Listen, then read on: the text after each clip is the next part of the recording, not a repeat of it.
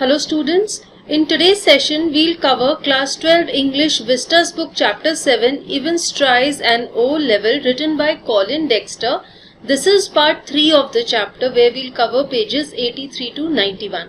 इससे पहले हमने part 1 और part 2 में story cover की है, so if you've not watched part 1 and part 2, please watch those parts and the links of the videos are given in the description box below this video. So here we'll continue the story further. Before proceeding, let us have a recap of what we have read in part 1 and part 2. Now, Evans is a prisoner and उसको एक आदत है, he is a congenital kleptomaniac, means उसे by birth एक आदत है चोरी करने की, जिसकी वजह से वो बार बार जेल जाता है और वो जेल से भाग जाता है, इसलिए उसे Evans the Break भी कहा जाता है.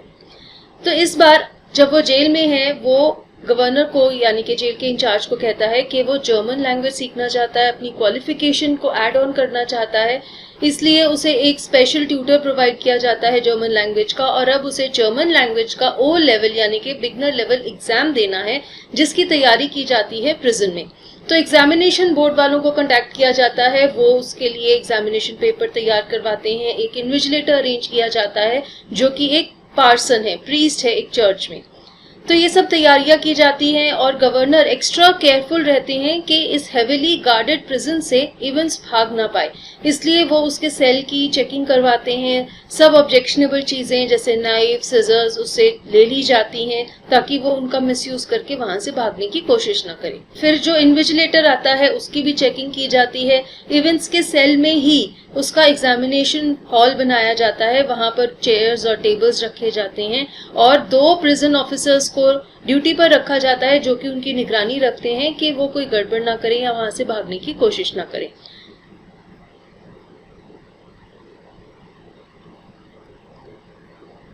तो सारा एग्जाम बड़े ही शांति से पीसफुली कंडक्ट होता है. बीच में 2-3 बार कॉल्स भी आती हैं, वो आती हैं एग्जामिनेशन बोर्ड से क्योंकि कुछ करेक्शन होते हैं क्वेश्चन पेपर में, और हर बार गवर्नर को यही लगता है कहीं ये कॉल नकली ना हो, फॉल्स ना हो और ये कोई इवेंट्स का एस्केप प्लान का हिस्सा ना हो. तो वो हर वक्त बहुत केयरफुल रहते हैं. उसके सेल में उन्होंने एक स्पीकर भी, माइक्रोफोन भी लगाया हुआ है जिसके थ्रू वो उनकी बातचीत सुनते रहते हैं.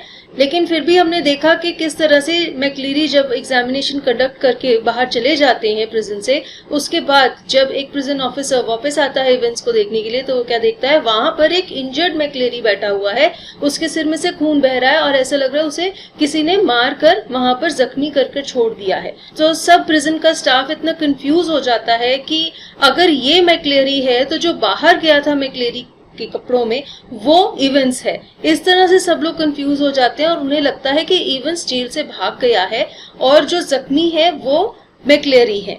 और वो फिर मैक्लीरी कहता है कि मुझे पता है इवेंट्स कहाँ चला गया है, और वो गवर्नर को क्वेश्चन पेपर दिखाता है जिसके लास्ट पेज के ऊपर एक अलग से पेज चिपकाया गया है, और वो उसे कहता है कि यही वो सबूत है कि इवेंट्स ने अपना एस्केप किस तरह से प्लान किया. और वो कहता है मुझे पता है कि इवेंट्स कहाँ गया है, और वो सबको लेकर जेल से बाहर निकल जाता है इवेंट्स को पकड़ने के लिए. तो अब हम अपनी स्टोरी को आगे कंटिन्यू करते हैं. You see what they've done, governor, you see. तो ये मैक्लीरी, जो इंजर्ड मैक्लीरी है, वो गवर्नर को कह रहा है कि देखो तुम्हें पता चलेगा कि उन्होंने क्या किया है. तो उन्हें क्या दिखा रहा है, वो जर्मन का जो क्वेश्चन पेपर है वो दिखा रहा है जिसके लास्ट पेज के ऊपर कोई और शीट चिपकाई गई है. His voice trailed off again as the governor, dredging the layers of long neglected learning, willed himself to translate the German text before him. Trailed of means एक बार फिर से उसकी आवाज धीरे धीरे ग्रेजुअली कम होने लग गई और बंद हो गई. ड्रेजिंग मीन्स क्लियरिंग, साफ करना. अब जब उस इंजर्ड मैक्लीरी ने गवर्नर को कहा कि इस क्वेश्चन पेपर को देखो, तो गवर्नर ने भी कोशिश की उस पे लिखे हुए जर्मन टेक्स्ट को पढ़ने की. अब गवर्नर ने क्लास 6 में जर्मन लैंग्वेज पढ़ी थी और वो एक निग्लेक्टेड लर्निंग थी, मींस उन्होंने ज्यादा अच्छे से पढ़ाई नहीं की थी, लेकिन फिर भी उन्होंने ये फैसला कर लिया कि वो इस जर्मन टेक्स्ट को पढ़ेंगे और उसे ट्रांसलेट करेंगे. Sie sollen dem schon verabeten Plan genau folgen, der Wichte Zeitpunkt 3 Minuten vor Ende des Examens. So this is German language, that message that is there on the last page of the question paper. You must follow the plan already something. तो इस तरह से governor ने उसे translate किया। The vital point in time is 3 minutes before the end of the examination, but something something something something. फिर से further उन्होंने translate किया that the vital, that means the important time is 3 minutes before the end of the exam. तो exam खत्म होने से 3 minute पहले से ही तुम्हारा important टाइम शुरू हो जाएगा, क्योंकि तब से तुमने वहां से escape करना है। फर्दर वो कहते हैं समथिंग समथिंग समथिंग समथिंग, क्योंकि वो पूरा मैसेज ट्रांसलेट नहीं कर पाते। Don't hit him too hard. Remember, he's a minister. And don't overdo the Scots accent when. तो फर्दर वो ट्रांसलेट करते हैं कि मैसेज में लिखा है कि उसे ज्यादा जोर से मत हिट करना, क्योंकि वो एक मिनिस्टर है। यहाँ पर मैक्लेरी की बात की जा रही है जो एक पार्सन है। एंड जो स्कॉट्स का एक्सेंट है जो तुम कॉपी करोगे मैक्लेरी का, उसे भी ओवरडू मत करना, मीन ज्यादा ही एक्सेंट में मत बोलना, उससे भी किसी को लगेगा कि ये फेक एक्सेंट है। तो ये जो मैसेज है ये दिखाकर गवर्नर को ये शो किया जा रहा है कि जो उस प्रिजन से बाहर गया है वो मैक्लेरी नहीं है, वो इवेंट्स है। बट एक्चुअली ऐसा सच नहीं है। इनफैक्ट जो मैक्लेरी के कपड़े पहने हुए अभी जेल में है गवर्नर के साथ, वो ही इवेंट्स है। वो इस तरह का मैसेज दिखा के उन्हें गुमराह कर रहा है। A fast approaching siren wailed to its crescendo. The great doors of the prison yard were pushed back and a white police car squealed to a jerky halt beside them. Wailed means cried. Crescendo means the maximum level. Peak जिसे हम कहते हैं. Squealed is the sound of the brake. Jerky means झटका देना and halt means to stop. तभी उनके पास एक जोर से सायरन बजाती हुई पुलिस की वैन आई और उनके साथ आके झटका मार के ब्रेक लगाकर रुक गई। Detective Superintendent Carter swung himself out of the passenger seat and saluted the governor. तो अब पुलिस फोर्स का एक डिटेक्टिव जिसका नाम था सुपरिटेंडेंट कार्टर, वो उस पुलिस कार में से बाहर निकला, उसने गवर्नर को सल्यूट किया। What the hell's happening, sir? And turning to McCleary, Christ, who's hit him? तो उसने गवर्नर से पूछा कि क्या हो रहा है, एंड मैक्लेरी को देखते हुए उसने कहा कि इसे किसने मारा है। But McCleary cut across whatever explanation the governor might have given. तो यहाँ पर अब मैक्लेरी ने गवर्नर की बात को काट दिया और वो कुछ बोलता है। Elsfield Way, officer, I know where Evans. तो वो अब ऑफिसर को ये नहीं बताना चाहता कि उसके साथ क्या हुआ है, उल्टा वो उसे कहता है कि एल्सफील्ड वे चलो, मुझे पता है कि इवेंट्स कहाँ है। तो उन सबका ध्यान इवेंट्स की तरफ डायरेक्ट कर रहा है, जबकि वो ही इवेंट्स है। He was breathing heavily and leaned for support against the side of the car, where the imprint of his hand was left in tarnished crimson. Tarnished means stained, धब्बा लग जाना। Crimson is a dark red, deep red color. तो ऐसा बोल के वो जो मैक्लेरी था उसने लंबी लंबी सांसें लेनी शुरू कर दी और वो आगे की तरफ झुक गया, ऐसे शो कर रहा था कि उसे कार का सहारा चाहिए, वो खड़ा नहीं हो पा रहा। और जब उसने कार की शीशे के ऊपर हाथ रखा तो उसके खून से भरे हुए हाथ का निशान इस तरह से शीशे पर बन गया। In bewilderment, Carter looked to the governor for guidance. What? Bewilderment means confusion. अब कार्टर बहुत कंफ्यूज था कि ये जख्मी इंसान उसे कहाँ ले जाना चाहता है, इसलिए उसने गवर्नर की तरफ देखा मदद के लिए। Take him with you if you think he'll be all right. He is the only one who seems to know what's happening. अब बेचारा गवर्नर भी मैक्लेरी की बातों में आ गया है और वो कार्टर को कहता है कि इसे अपने साथ ही ले जाओ अगर तुम्हें लगता है कि ये ठीक है, क्योंकि इसे ही पता है कि अभी क्या हो रहा है। मीन्स वही कहना चाहते हैं कि इसे ही पता है कि जो इवेंट्स है वो भागकर कहाँ गया है और ये सब क्या हो रहा है। Carter opened the back door and helped McCleary inside, and within a few seconds the car leaped away in a spurt of gravel. Leaped means jumped, and spurt is a spray. तो उसने मैक्लेरी को police की car में बिठाया और full speed पे car को चलाते हुए जंप मार के कार ने पीछे जो ग्रेवल था, फाइन सैंड था, उसका एक स्प्रे छोड़ा जब उसने इतनी तेज स्पीड पे कार को चलाया। Elsfield Way, McCleary had said, and there it was staring up at the governor from the last few lines of the German text. फिर गवर्नर ने वो जो जर्मन टेक्स्ट था, क्वेश्चन पेपर पे जो मैसेज था, उसकी जब लास्ट फ्यू लाइंस पढ़ी तो उन्हें एल्सफील्ड वे भी पढ़ने को मिला। तो उन्होंने कोरिलेट किया कि मैक्लेरी ने भी यही कहा था कि इवेंस एल्सफील्ड वे गया है। From Elsfield Way, drive to the Headington roundabout where, yes of course, तो फर्दर उसमें मैसेज में लिखा था कि Elsfield Way से तुम हेडिंगटन टाउन राउंडअबाउट जाना, हेडिंगटन राउंडअबाउट जाना, जहां पर, और फिर हमारे गवर्नर कहते हैं हाँ बिल्कुल सही बात है। The examination board was in Elsfield Way and someone from the board must have been involved in the escape plan from the very beginning. तो हमारे गवर्नर ने कोरिलेट किया कि जो एग्जामिनेशन बोर्ड है वो भी एल्सफील्ड वे ही में लोकेटेड है और जरूर एग्जामिनेशन बोर्ड में से कोई तो इन्वॉल्व था इस एस्केप प्लान में। इसी वजह से अभी उनका जो एस्केप प्लान है वो एल्सफील्ड वे से होकर ही जा रहा है। The question paper itself, the correction slip, the governor turned to Jackson and Stephens. I don't need to tell you what's happened, do I? तो कोरिलेट करते हैं कि हाँ एग्जामिनेशन बोर्ड से तो कोई इन्वॉल्व होगा ही, क्योंकि क्वेश्चन पेपर ही फोर्ज्ड है, उसी के ऊपर उन्होंने एक नकली शीट ऑफ पेपर लगाई हुई है। क्वेश्चन पेपर एग्जामिनेशन बोर्ड से आया है तो ऑब्वियसली वहां पर कोई इस एस्केप प्लान में मिला हुआ है जिसने ये सब goof up किया है।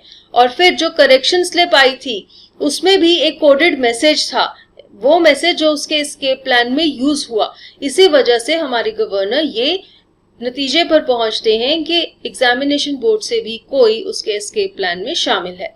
और फिर उन्होंने जैक्सन और स्टीफन्स अपने दो पुलिस ऑफिसर्स को कहा कि अब क्या मुझे तुम्हें बताने की जरूरत है कि क्या हुआ है। वो कहना चाहते कि अब तो तुम्हें पता चल ही गया होगा कि इवेंस ने कैसे अपना एस्केप प्लान किया।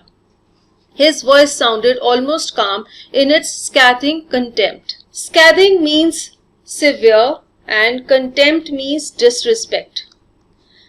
अब गवर्नर की आवाज बहुत ही शांत थी, लेकिन वो बहुत ज्यादा डिसरिस्पेक्ट से बात कर रहे थे दोनों पुलिस ऑफिसर्स के साथ। ऑल्दो वो शांति से बोल रहे थे, गुस्से में जोर जोर से नहीं बोल रहे थे, लेकिन वो उनकी बेइज्जती कर रहे थे।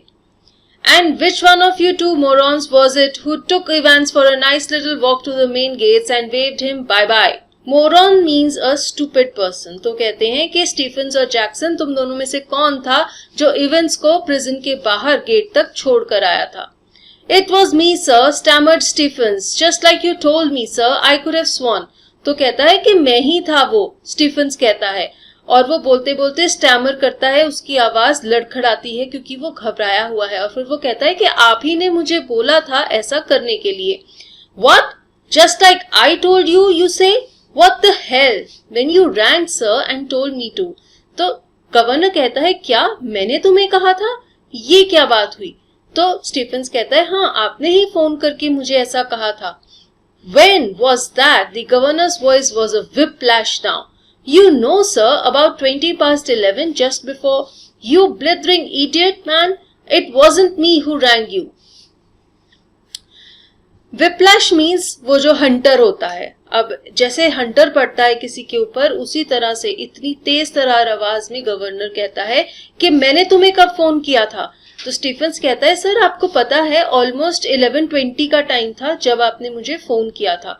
तो वो उसे कहते हैं यू ब्लिथरिंग इडियट, यानी कि तुम बहुत ही बेवकूफ हो, मैंने तुम्हें फोन नहीं किया था। Don't you realize? But what was the use? He had used the telephone at that time, but only to try to get through to the examinations board. तो गवर्नर उसे कहते हैं कि तुमने रियलाइज नहीं किया था कि मैं नहीं था जो तुम्हें फोन कर रहा था। लेकिन फिर वो सोचते हैं कि ये बात करने का कोई फायदा नहीं है क्योंकि उस टाइम पर उन्होंने फोन यूज किया था एग्जामिनेशन बोर्ड को कॉल करने के लिए, ऑल्दो उनकी कॉल सक्सेसफुल नहीं हुई थी। He shook his head in growing despair and turned to the senior police officer. As for you, Jackson, how long have you been pretending you've got a brain? Well, I'll tell you something, Jackson. Despair means sadness. Pretending means to show something. दिखावा करना कि कोई चीज सच है जबकि आपको पता है कि वो सच नहीं है। तो गवर्नर ने अब सीनियर प्रिजन ऑफिसर जैक्सन को पूछा कि तुम इतनी देर से दिखावा करते हो कि तुम्हारे पास दिमाग है, लेकिन मैं तुम्हें कुछ बताना चाहता हूँ. Your skull's empty, absolutely empty. It was Jackson who had spent 2 hours in Evan's cells the previous evening. वो कहते हैं तुम्हारा स्कल बिल्कुल खाली है. बिल्कुल खाली मीन्स तुम्हारे स्कल में, खोपड़ी में कोई दिमाग नहीं है, क्योंकि पिछली शाम को जैक्सन ने 2 घंटे लगाकर इवेंस का पूरा सेल चेक किया था. And it was Jackson who had confidently reported that there was nothing hidden away there, nothing at all. Jackson ने ही ये रिपोर्ट दी थी गवर्नर को कि इवेंस के सेल में कुछ भी नहीं है, कुछ भी छुपा नहीं है. And yet, Evans had somehow managed to conceal not only a false beard, a pair of spectacles, a dog collar, and all the rest of his clerical paraphernalia, but also some sort of weapon with which he had given McCleary such a terrible blow across the head. लेकिन फिर भी Evans ने बहुत कुछ छुपाया हुआ था अपने सेल में. कंसील मीन्स टू हाइड, छुपाना.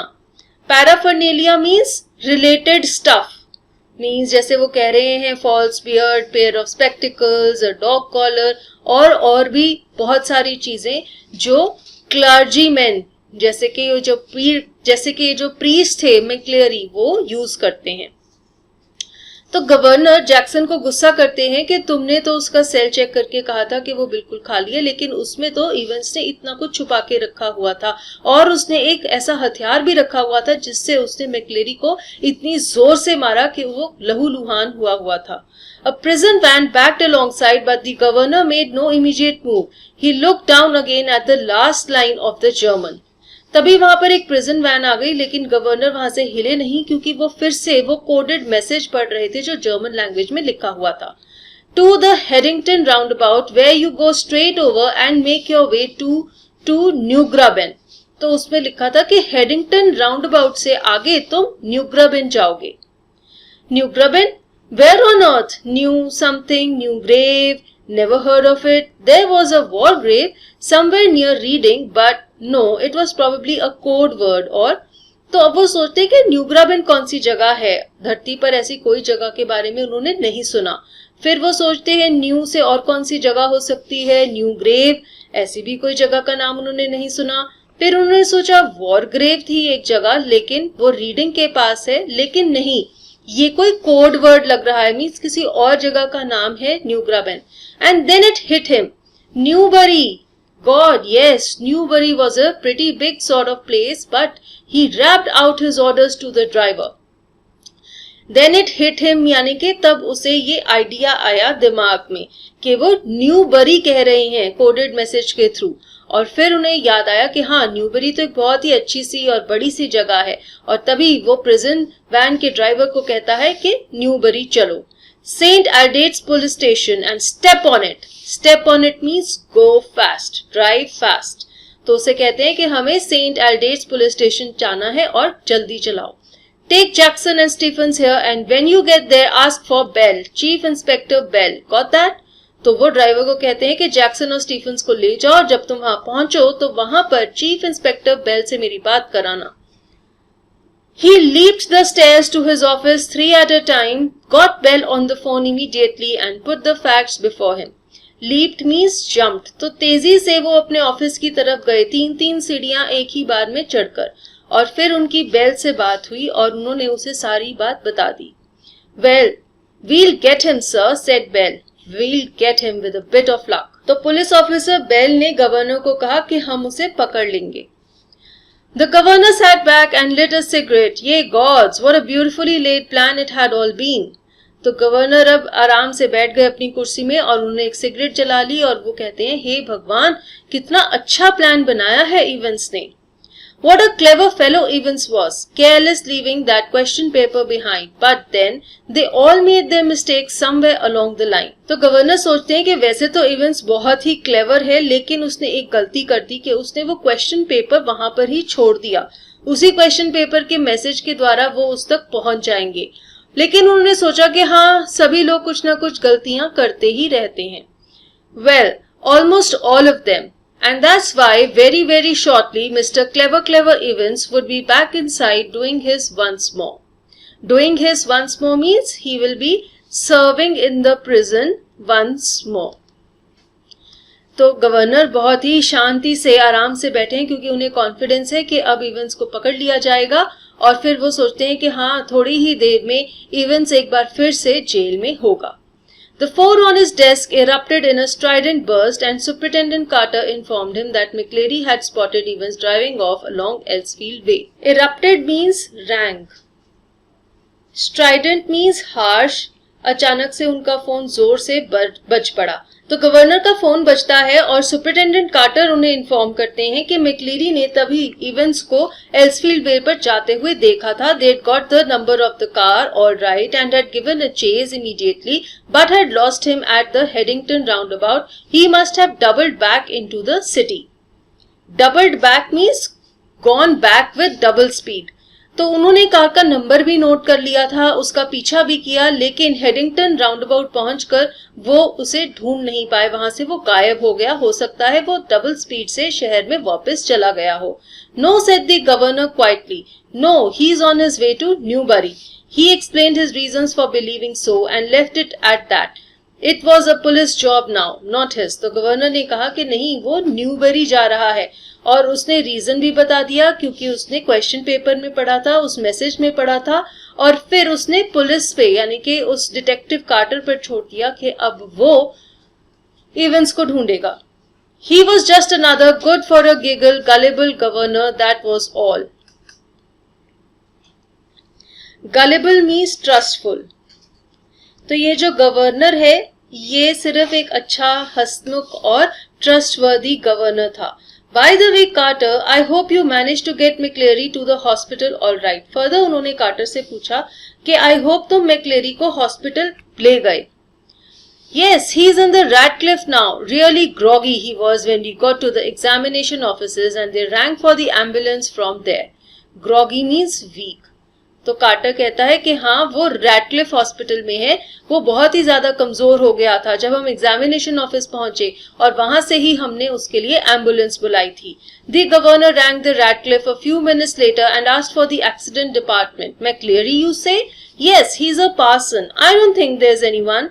तो गवर्नर ने रैडक्लिफ हॉस्पिटल में फोन किया पूछने के लिए कि मैक्लेरी का हालचाल कैसा है. वहां पर जिसने फोन उठाया उसने कहा तुम मैक्लेरी के बारे में पूछ रहे हो? उसने कहा हाँ, वो एक पार्सन है यानी कि चर्च में प्रीस्ट है. लेकिन उन्होंने जवाब दिया कि यहाँ पर इस नाम से कोई भी नहीं है. Yes, there is. You'll find one of your ambulances picked him from Elsfield Way about. Oh, that. Yes, we sent an ambulance all right, but when we got there, the fellow had gone.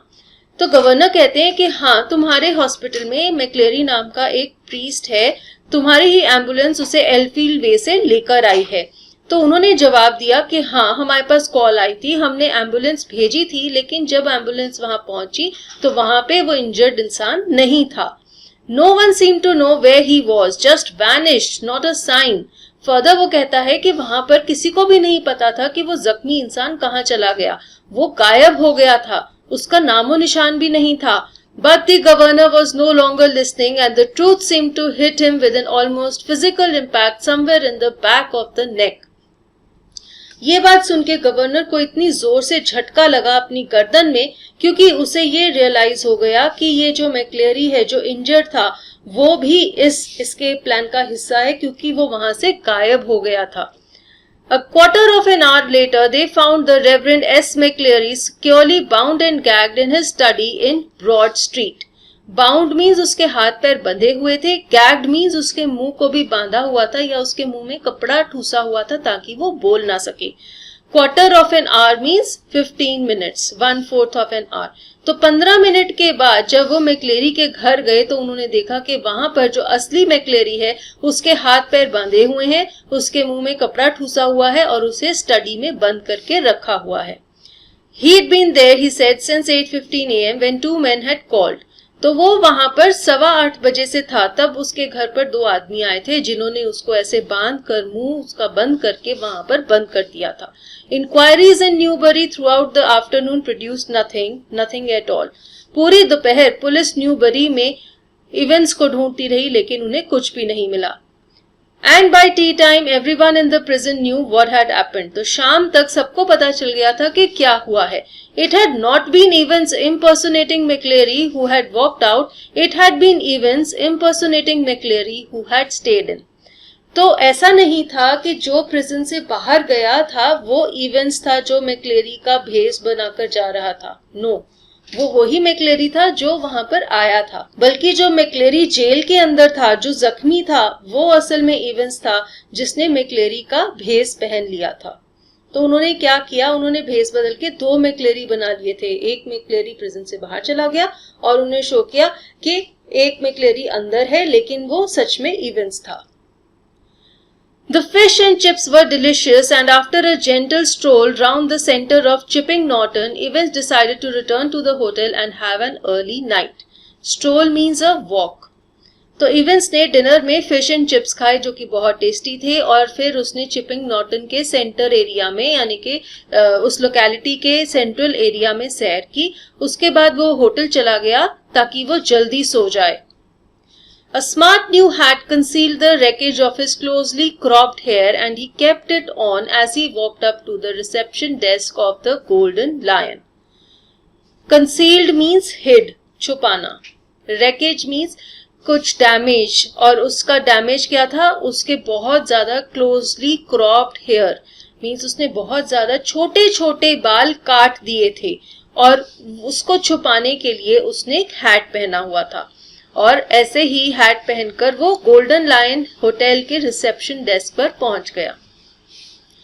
It would take a good while for his hair to regain its former glories, but what the hell did that matter? He was out again, wasn't he? अब उसने अपने बाल बहुत छोटे छोटे काट लिए थे, लेकिन पहले उसके बाल बहुत हैवी और घुंघराले थे, तो कुछ टाइम लगता जब तक कि उसके बाल दोबारा से ऐसे बढ़िया उग जाते, लेकिन उसे कोई प्रॉब्लम नहीं थी क्योंकि एक बार फिर से वो जेल से बाहर था। A bit of bad luck that when Jackson had pinched his scissors, for it had meant a long and tricky operation with his only razor blade the previous night. Pinched means taken.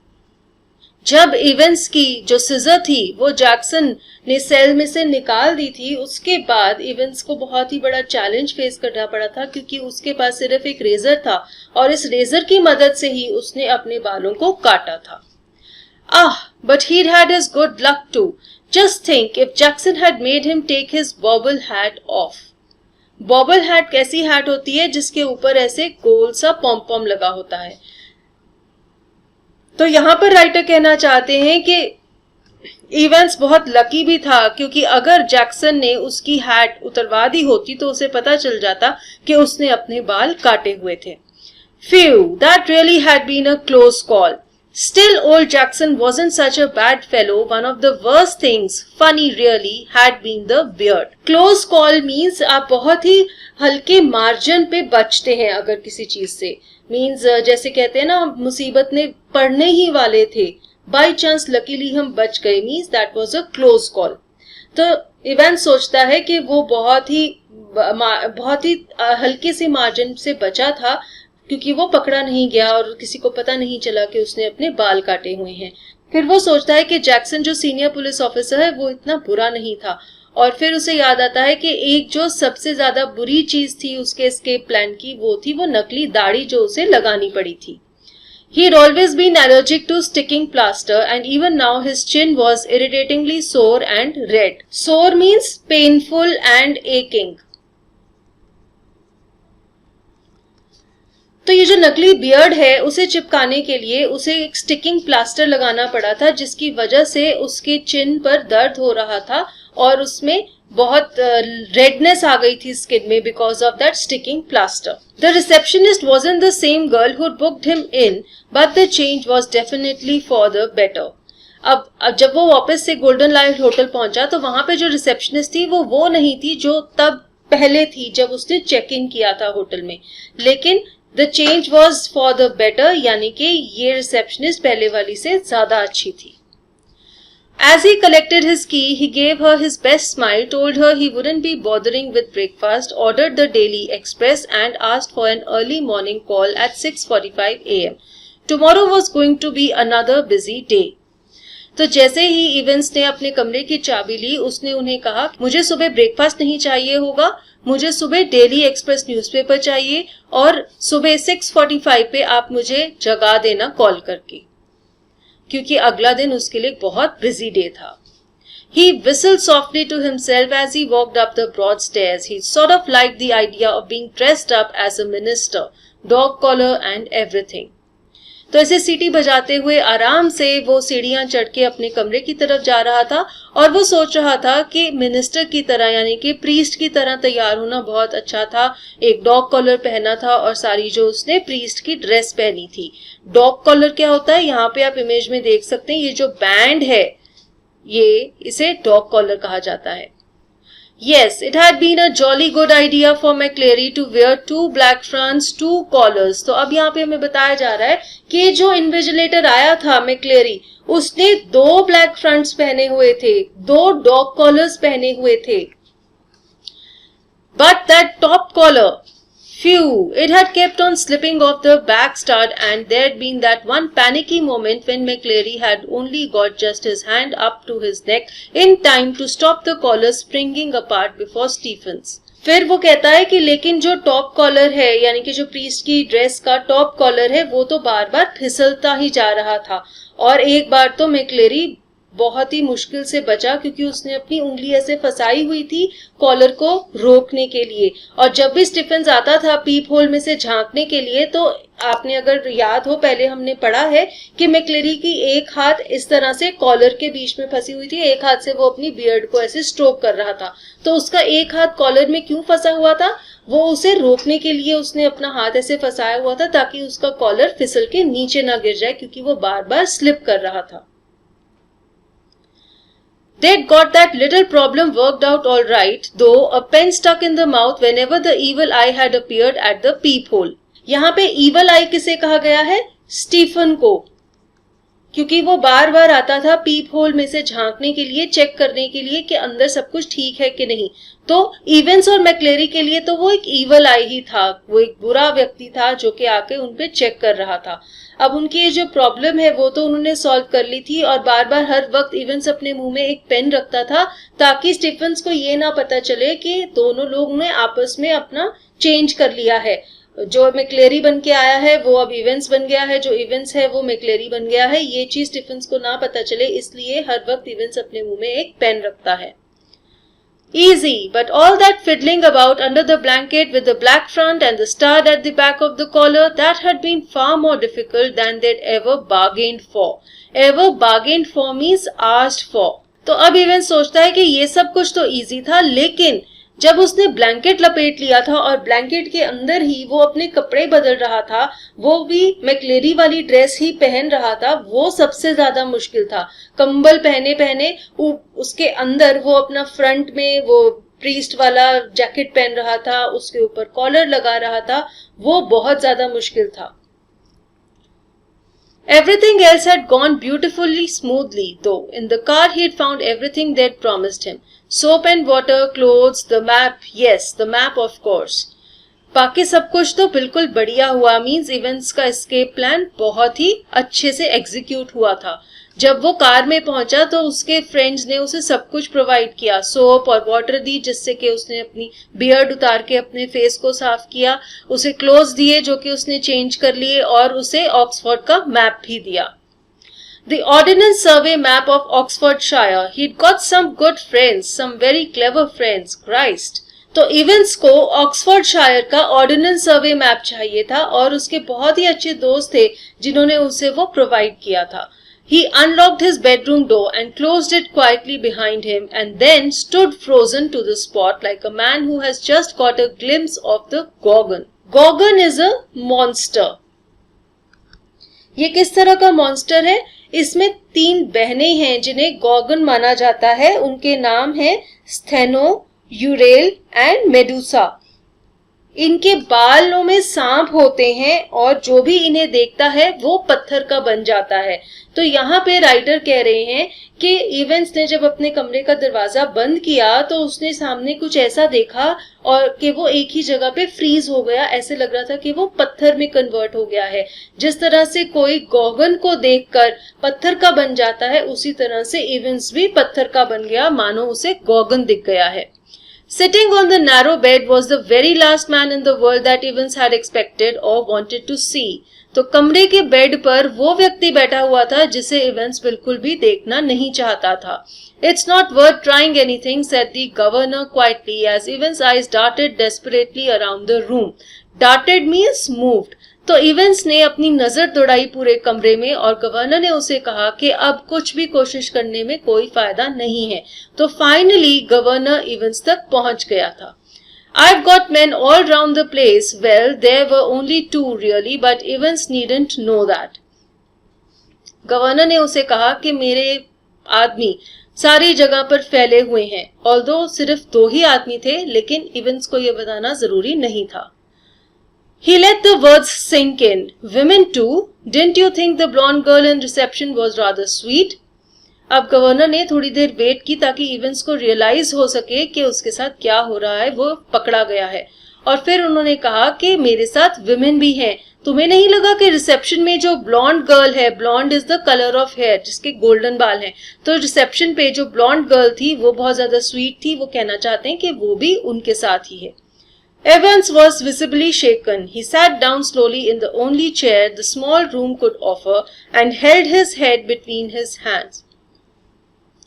Evans हिल गया था। उसने कभी भी नहीं सोचा था कि governor उसे पकड़ लेंगे। वो बेचारा कमरे में एक ही जो कुर्सी पड़ी थी उस पर बैठ गया और उसने अपना सिर अपने दोनों हाथों में पकड़ लिया। वो बहुत ज्यादा दुखी था। For several minutes there was utter silence. Utter silence means total silence. Finally he spoke. It was that bloody correction slip, I suppose. तो फाइनली इवेंस कहता है कि मेरे ख्याल से वो करेक्शन स्लिप है जिसकी वजह से आपने मुझे पकड़ लिया। Well, the governor failed to mask the deep satisfaction in his voice. There are a few people who know a little German. Slowly, very slowly, Evans relaxed. He was beaten and he knew it. Mask here means to hide. अब governor अपनी खुशी को छुपा नहीं पा रहे थे और उन्होंने कहा कि हाँ, कुछ ऐसे लोग हैं जो थोड़ी बहुत जर्मन जानते हैं। इवेंस भी रिलैक्स करता है और अब उसे ये रियलाइज होता है कि उसे एक बार गवर्नर ने मात दे दी है, वो हार गया है। He sat up at last and managed to smile ruefully. You know, it wasn't really a mistake. You see, we hadn't been able to fix up any hotel, but we could have worked that some other way. Ruefully means sadly. बहुत दुख भरे मन से Evans कहता है कि actually हमने कोई गलती नहीं की थी। एक्चुअली हमने अभी तक कोई होटल नहीं प्लान किया था। हम किसी और वे में भी होटल प्लान कर सकते थे, means without that message in the correction slip. No, the really important thing was for the phone to ring just before the exam finished to get everyone out of the way for a couple of minutes. तो Evans कहता है कि सबसे ज्यादा important चीज ये थी कि एग्जाम खत्म होने से थोड़ी देर पहले फोन बजना चाहिए ताकि हम पता लग जाए कि अब एग्जाम खत्म होने वाला है और हम कुछ ऐसा करें कि कोई भी कमरे में ना आए और हम अपने आप को चेंज कर सकें, हम दोनों की पोजीशंस चेंज कर सकें। So we had to know exactly when the exam started, didn't we? तो कहता है कि इसीलिए ये पता होना जरूरी था कि एग्जाम शुरू कब हुआ है। And like a fool, I presented you with that little piece of information on a plate. Well, somebody did. So you see, sir, that correction slip killed 2 little birds with a single stone, didn't it? तो governor कहता है कि हाँ, मैं तो इतना बेवकूफ था कि मैंने बड़े आराम से वो जो फोन आया था उस पर एग्जामिनेशन बोर्ड समझ के उन्हें बता दिया था कि एग्जाम कितनी देर पहले शुरू हुआ है। उसी से उन्होंने अंदाजा लगा लिया कि एग्जाम कब खत्म होगा। तो इवेंस कहता है कि किसी को तो बताना ही था। तो ये जो करेक्शन स्लिप का रीजन है, बहाना है, उसने एक पत्थर से 2 चिड़िया को मार दिया। मींस करेक्शन स्लिप से उन्होंने एक मैसेज भी दे दिया कि तुम्हें गोल्डन लायन होटल में जाना है और करेक्शन स्लिप देने के बहाने उन्हें ये भी पता चल गया कि एग्जाम कितने बजे शुरू हुआ है, जिससे उन्होंने हिसाब लगा लिया कि एग्जाम कितने बजे खत्म होगा। The name of the hotel for me and the exact time the exam started for the governor nodded. It's a pretty common word. तो इवेंट्स कहता है कि करेक्शन स्लिप ने कौन से दो चिड़िया मारी. पहली चिड़िया तो थी कि उसने इवेंट्स को होटल का नाम बताया और दूसरी चिड़िया ये थी कि उसके फ्रेंड्स को ये पता चल गया कि एग्जाम कब शुरू हुआ है. तो गवर्नर कहता है कि हाँ, जो होटल का नाम है ये तो बहुत ही कॉमन वर्ड है. Good job, it's a pretty common, sir, or I'd never have known where to come to, would I? Nice name though, Zum Goldenen Lowen. तो कहता है कि हाँ सर, ये होटल का नाम बहुत कॉमन है, लेकिन मुझे कैसे पता चलता कि कौन से जुम गोल्डन लाइन यानी कि कौन से गोल्डन लाइन होटल में जाना है. How did you know which golden lion it was? There are 100 of them. Same as you, Evans. Index number 313, center number 271. Remember, 6 figures. तो इवेंट्स उनसे पूछता है कि आपको कैसे पता चला कि कौन से गोल्डन लाइन होटल में जाना है. तो गवर्नर कहते हैं जिस तरह से तुम्हें पता लगा उसी तरह से मुझे पता लगा. उन्होंने तुम्हारा जो इंडेक्स नंबर लिखवाया था 313, सेटर नंबर लिखवाया था 271, तो इन दोनों को अगर हम इकट्ठा लिख दें 313271, ये 6 फिगर्स बन जाते हैं और ये किसका प्रॉपर इंडिकेशन है. And if you take an ordnance survey map for Oxfordshire, you find that the 6-figure reference 313 by 271 lands you bang in the middle of Chipping Norton. तो कहते हैं कि अगर तुम ऑक्सफोर्डशायर के मैप को देखो तो उसमें 313 by 271 कहाँ पर पहुंचता है. ये जो ग्रिड है ये चिपिंग नॉर्टन के मिडिल में पहुंचता है. तो उससे उन्होंने आइडेंटिफाई किया कि जो गोल्डन लायन होटल है वो चिपिंग नॉर्टन में ही है. Yeah, you're right. We'd hoped you'd run off to Newbury. We did. Well, that's something, I suppose. तो कहते हैं कि हाँ, आप बिल्कुल सही हैं. 313 by 217 ही कोड नंबर था, लेकिन हम तो सोच रहे थे कि आप जो क्वेश्चन पेपर पे लिखा हुआ था न्यूबरी वहां चले जाएंगे. तो गवर्नर कहता है कि हाँ, हम वहां भी गए थे. तो इवेंट्स कहता है हाँ, ये तो बहुत अच्छी बात है. That question paper, Evans, could you really understand all that German? I could hardly. तो गवर्नर कहता है कि वो क्वेश्चन पेपर इतना कॉम्प्लिकेटेड था, क्या तुम्हें ये सारी जर्मन लैंग्वेज समझ आ गई थी? क्योंकि मुझे तो कुछ भी समझ नहीं आ रहा था. ना, course I couldn't. I knew roughly what it was all about, but we just hoped it'd throw a few spanners in the works, you know, sort of muddle everybody a bit. Muddle means confuse. तो events कहता है नहीं नहीं, मुझे कुछ भी समझ नहीं आया था, मैं तो सिर्फ ऐसा होप कर रहा था कि जो क्वेश्चन पेपर है इसकी जर्मन लैंग्वेज सबको थोड़ा कंफ्यूज कर देगी. The governor stood up. Tell me one thing before we go. How on earth did you get all that blood to pour over your head? Governor खड़ा हो जाता है और वो इवेंट से पूछता है कि एक और सवाल है, मुझे ये बताओ कि तुमने अपने सिर पर जो खून डाला था वो तुम्हारे पास कहाँ से आया. Evans suddenly looked a little happier. Clever, sir. Very clever that was. How to get a couple of pins of blood into a cell, huh?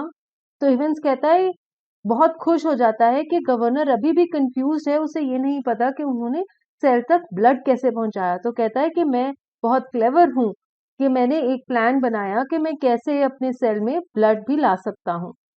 When there's none there to start off with, and when the invigilator, shall we say, gets searched before he comes in. Yes, sir. तो कहता है कि जब मेरे cell में बिल्कुल भी blood नहीं था, ना मेरे ऊपर कोई जख्म था, ना कोई चोट लगी थी, और जो इन्विजिलेटर है मैक्लेरी, उसकी भी चेकिंग हुई थी, तो वो भी किसी तरीके से ब्लड अंदर नहीं ला सकता था, तो भी सेल में ब्लड कहाँ से आया. You can well ask about that, and I don't know if I ought to tell you. After all, I might want to use that particular. तो कहता है कि ठीक है, आप मुझसे पूछ रहे हैं, लेकिन जरूरी नहीं है कि मैं आपको बताऊं, क्योंकि हो सकता है मैं ये ट्रिक दोबारा से यूज करना चाहूं अपने एस्केप प्लान में. Anything to do with a little rubber ring for piles, perhaps? Evans grinned feebly. Clever though, wasn't it? Feebly means weakly. Events ने उन्हें बताया कि वो जो छोटी सी रबड़ की रिंग थी जो मैक्लेरी ने कही थी कि वो इसलिए लाया है क्योंकि उसे हेमोरॉइड्स की प्रॉब्लम है, उसके अंदर था वो ब्लड. तो उसने एक बहुत बड़ी सी स्माइल दी, लेकिन वो स्माइल बहुत ही वीक थी क्योंकि वो पकड़ा तो गया ही था. और फिर वो कहता है कि मेरा आइडिया बहुत क्लेवर था ना. Must have been a tricky job sticking a couple of pins. Nah, you've got it wrong, sir. No problem about that. No. तो गवर्नर कहता है कि बहुत ही ट्रिकी काम किया है तुमने कि तुमने कुछ pints is a unit of measure, blood को मेजर किया जाता है पिंट्स से, तो कहते हैं कि कुछ पिंट्स ऑफ ब्लड अरेंज करना तो मुश्किल काम रहा होगा। तो इवेंस कहता है नहीं सर, कोई प्रॉब्लम नहीं थी। गवर्नर कहता है नो ना, it's the clotting, you see, that's the big trouble. We got the blood easy enough, pig's blood, it was from the slaughterhouse in Kidlington. तो वो कहता है कि ब्लड अरेंज करना मुश्किल नहीं था, लेकिन वो जो ब्लड है वो क्लॉट करने लग जाता है, मींस उसके गांठ बनने लग जाती हैं, वो रोकना मुश्किल काम है। तो वो कहता है कि हमने किडलिंगटन में जो स्लॉटर हाउस है जहां पर पिग्स को काटा जाता है, वहां से पिग का खून अरेंज किया था। But to stop it clotting you got to mix your actual blood. Evans took a breath with 1/10 of its own volume of 3.8% trisodium citrate. Didn't know that, did you, sir? तो Evans कहता है कि ये जो blood है उसे clotting से रोकने के लिए उसे ह्यूमन ब्लड के साथ मिक्स करना पड़ता है एक पर्टिकुलर रेशियो में, और उसमें एक और केमिकल भी ऐड करना पड़ता है 3.8% ट्राइसोडियम साइट्रेट। तो वो उनसे पूछता है कि आपको ये सब तो नहीं पता था ना। The governor shook his head in a token of reluctant admiration. We learn something new every day, they tell me. Come on, my lad. Token means a symbol, nishani. Reluctant means you are hesitant in something, and admiration means praise. तो governor ने ऐसे अपना सिर हिलाया क्योंकि वो उसके idea को बहुत ज्यादा प्रेज करना चाहते थे, और वो कहते हैं कि हम हर रोज कुछ ना कुछ नया सीखते हैं। Evans made no show of resistance, and side by side the two men walked slowly down the stairs. अब इवेंस ने रेजिस्ट नहीं किया, मींस उसने हाथापाई नहीं की, रिवोल्ट नहीं किया, वो चुपचाप उनके साथ चला गया। Tell me Evans, how did you manage to plan all this business? तो अब गवर्नर ने पूछा कि मुझे बताओ तुमने ये सारा जो एस्केप का प्लान है ये कैसे बनाया था? You had no visitors, I have seen to that. You had no letters. Further वो कहते हैं ना तो तुम्हारे पास कोई विजिटर आता था, कोई मिलने नहीं आता था, कोई चिट्ठी नहीं आती थी। मैंने इस सबकी इंस्ट्रक्शन दी हुई थी और मैं देखता था कि तुम्हारी किसी के साथ कोई इंटरेक्शन नहीं होनी चाहिए ताकि तुम एक एस्केप प्लान ना बना सको। फिर भी तुमने ये कैसे कर लिया? I have got lots of friends though. What's that suppose to mean? Me German teacher for a start. तो इवेंस कहता है मेरे पास बहुत सारे दोस्त हैं। तो गवर्नर कहता है इसका क्या मतलब हुआ, क्योंकि कोई तुमसे मिलने तो आता नहीं था। तो इवेंस कहता है मेरा जर्मन का टीचर। तो कहता है कि जो टीचर मुझे जर्मन पढ़ाने आता था वो भी मेरा दोस्त था। You mean, but he was from the technical college. तो गवर्नर को समझ में आया कि अच्छा, वो जो जर्मन पढ़ाने वाला टीचर था वो भी इस एस्केप प्लान में शामिल है, लेकिन वो कहते हैं वो तो टेक्निकल कॉलेज से था, तो वो तुम्हें कैसे जानता है? Was he? Evans was almost enjoying it all now. Ever check up on him sir? तो इवेंस कहता है क्या वो टेक्निकल कॉलेज से था? कभी उस टीचर की डिटेल्स अच्छे से चेक करना कि वो कहाँ से था, कौन था।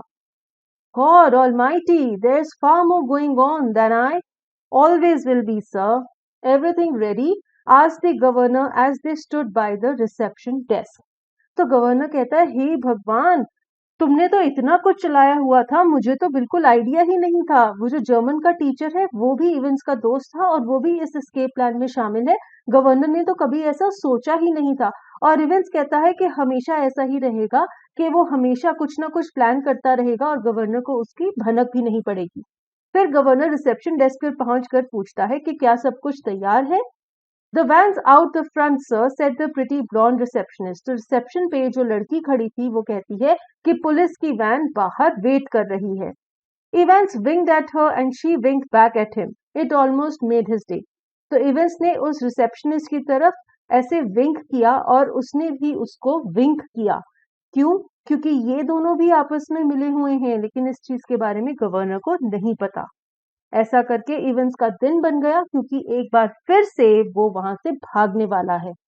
A silent prison officer handcuffed the recaptured Evans, and together the two men clambered awkwardly into the back seat of the prison van. Clambered means climbed. Awkwardly means in an uneasy manner. तो जो prison officer है वो चुप था और उसने चुपचाप Evans के हाथों पे हैंड क्लफ बांधा और एक बार फिर से उसे कैप्चर कर लिया और उसे प्रिजन वैन में बिठा दिया और वो खुद भी प्रिजन वैन में उसके साथ बैठ गया। तो गवर्नर क्या सोच रहा है कि ये प्रिजन वैन उसके प्रिजन से आई है और जो प्रिजन ऑफिसर है वो भी असली का प्रिजन ऑफिसर है और वो एक बार फिर से इवेंट्स को जेल ले जा रहे हैं, लेकिन ऐसा नहीं है। See you soon, Evans. It was almost as if the governor was saying farewell to an old friend after a cocktail party. अब गवर्नर ने तो इवेंस को कहा सी यू सून, वो कहना चाहते थे कि अब हम जेल में मिलेंगे क्योंकि इवेंस जेल जा रहा है, लेकिन ऐसा लग रहा था कि गवर्नर अपने किसी पुराने दोस्त को बाय बाय कह रहे हैं कॉकटेल पार्टी के बाद, और वो बाय बाय ही कह रहे थे क्योंकि इवेंस एक बार फिर से उनकी गिरफ्त से भाग रहा था। Cheerio, sir. I was just wondering, I know your German pretty good, sir, but do you know any more of these modern languages? तो इवेंस उन्हें कहता है चीरियो यानी कि cheers, और फिर वो कहता है कि मैं सोच रहा था कि अब मुझे जर्मन तो अच्छे से आ गई है, तो क्या आप कोई और मॉडर्न लैंग्वेजेस को भी जानते हैं? Not very well. Why? Evans settled himself comfortably on the back seat and grinned happily. Nothing really. तो गवर्नर कहते हैं कि नहीं, और किसी लैंग्वेज तो मैं नहीं जानता। तो इवेंस बहुत ही ब्रॉड सी स्माइल देता है, आराम से प्रिजन वैन में बैठा हुआ है और कहता है नहीं नहीं कोई बात नहीं, ऐसे ही मैं पूछ रहा था। I just happen to notice that you got some O level Italian classes coming up next September, that's all. तो कहता है कि मैंने नोटिस किया था कि नेक्स्ट सितंबर में आप ओ लेवल इटालियन क्लासेस भी कंडक्ट करेंगे अपने प्रिजन में, इसीलिए मैं पूछ रहा था। Perhaps you won't be with us next September, Evans. James Roderick Evans appeared to ponder the governor's words deeply. No, perhaps I won't, he said. तो गवर्नर कहते हैं कि शायद ही तुम नेक्स्ट सितंबर तक हमारे प्रिजन में रहोगे। तो इवेंस ने भी गवर्नर की बात को बहुत ध्यान से सुना और उस पर सोचा और वो कहता है हाँ शायद मैं नहीं रहूंगा आपके जेल में। As the prison van turned right from Chipping Norton onto Oxford Road, the hitherto silent prison officer unlocked the handcuffs and leaned forward towards the driver. For Christ's sake, get a move on. It won't take them long to find out. अब जैसे ही उनकी prison van ने right turn लिया और वो Oxford road पर आ गई, तो जो प्रिजन ऑफिसर था जो पहले साइलेंट था, उसने हैंडकफ्स को खोल दिया और ड्राइवर की तरफ झुकते हुए उसने ड्राइवर को कहा भगवान के लिए तेज चलो, क्योंकि उन्हें जल्द ही पता चल जाएगा कि हम यहाँ से इवेंट्स को लेकर भाग रहे हैं। Where do you suggest we make for? asked the driver in a broad Scots accent. What about Newbury? suggested Evans. तो ड्राइवर ने एक ब्रॉड स्कॉट एक्सेंट्स में कुछ कहा। तो ये ड्राइवर कौन है? ये वही है जो मैक्लेरी बन के प्रिजन में आया था। तो उसने इवेंस से पूछा कि तुम्हें क्या लगता है हमें कहाँ चलना चाहिए, और इवेंस ने सुझाव दिया कि हम न्यूबेरी चलते हैं। With this, we come to an end of this chapter, where we have read the chapter Evans tries an O level. We have discussed the difficult word meanings. I have explained the chapter to you.